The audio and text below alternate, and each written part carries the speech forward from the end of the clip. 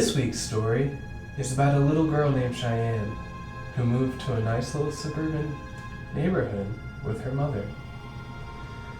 And after a few weeks, they've started to meet the neighbors. And really, there was only one nice one.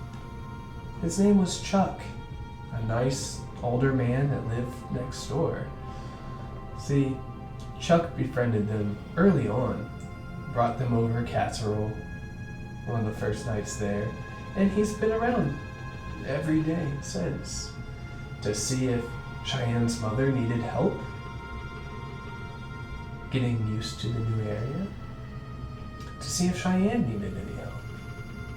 It was summertime, so there was no school, so Cheyenne had a lot of free time, and Chuck would invite her over to help him plant some of his plants in his garden.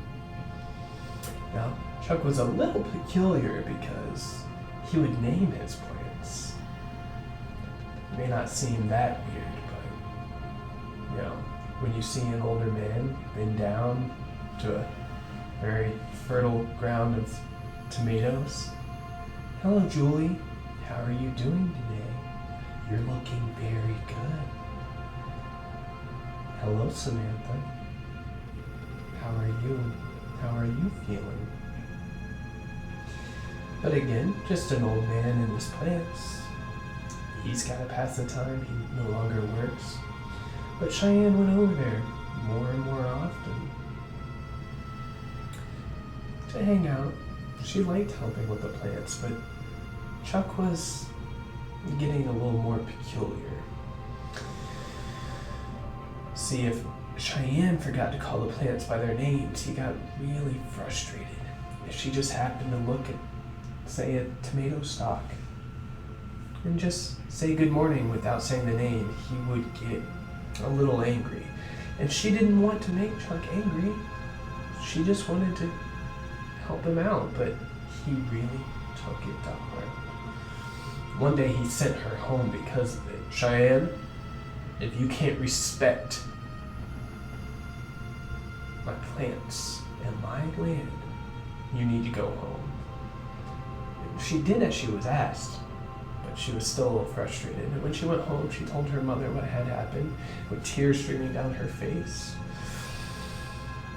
And her mother said, "Well, honey, you're probably just getting in his hair. You need to give him a little bit of space." And with that, Cheyenne did. She stopped going over there every day. But she still missed it. She would often look outside her window and look into the garden. One night especially, after dinner, she went up to her room just as it was starting to get dark, and she looked out there, and it looked like Chuck was planting some new plants as he was digging up his yard. But it was definitely in his special area. She could see him digging. He must have had a very large bag of fertilizer over there. It was dark and hard to make out, but it was there. And just when she was about to stop watching, Chuck turned and gazed at her in the window.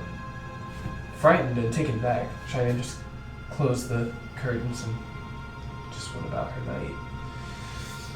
But she couldn't sleep that night. She felt like she had betrayed Chuck. So the next day, she went over to Chuck's house and just wanted to apologize.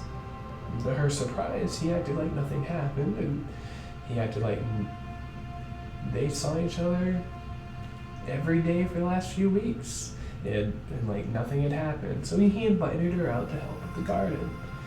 So she went out there, grabbed a little shovel, and started digging and planting some seeds. But she was very careful to make sure when she tended to the other plants to call them by their names. So a few weeks had passed, and the plants that they planted were starting to harvest. And Cheyenne went over and started to collect beans. "Well, hello." And she paused, because she wasn't quite sure what this one's name was. "Chuck, is it okay if I name the plant?" "No, Cheyenne. you have to let me name them. It makes more sense. This one's name is Alexis. She's a very nice plant until she stops talking to you. But we're not going to worry about that, are we? That Cheyenne again felt a little awkward, but she continued helping him.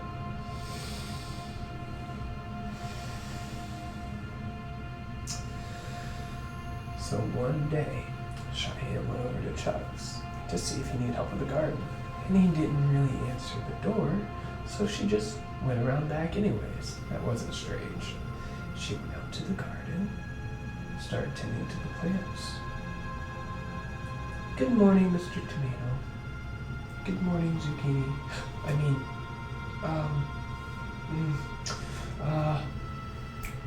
Drawing a blank on the name, she just continued. But Cheyenne didn't realize that Chuck had come into the garden behind her.